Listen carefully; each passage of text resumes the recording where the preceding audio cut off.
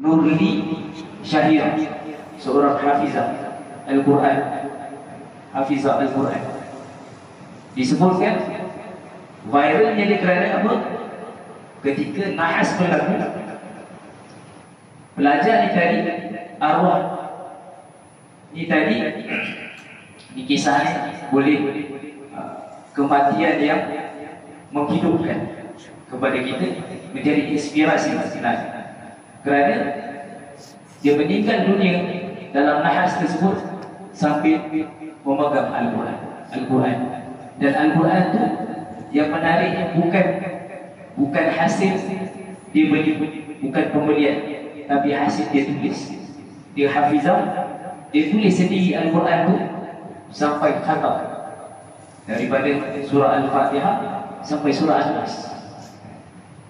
Daripada dia belajar di Mahat Imtiaz Besut di Terengganu. Dia habis, maksudnya dia meluk Al-Quran tersebut. Al-Quran tu dibaca, dia sambil memeluk Al-Quran.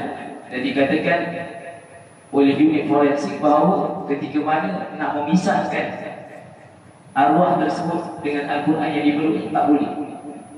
Itu menandakan kematian yang dicemburui, kematian yang baik, kerana dia memeluk Al-Quranul Karim. Maksudnya dia baca Al-Quran tersebut, hafizah. Itulah daripada, dan hasil tersebut sebenarnya daripada hadis Nabi SAW. Hadis sahih, dalam hadis sahih Bukhari, Nabi SAW menyebutkan, la hasad, tak ada hasad illa fi isnatain, melainkan kepada dua golongan sahaja. Nabi sebut, hadis ini diriwayatkan oleh Abu Hurairah, hadis yang sahih. Tak ada hasad lagi melainkan kepada dua golongan sahaja.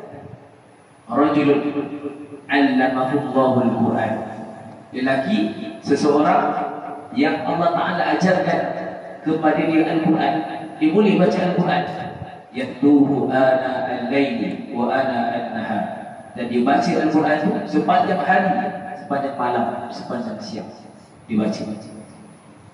Fasami'ahu jarun faqala, maka apabila didengar, jiran dia dengar bahawa dia ni Al-Quran dia dapat, Allah Ta'ala ajarkan dia Al-Quran, dia boleh baca Al-Quran, maka dia baca Al-Quran sepanjang hari, sepanjang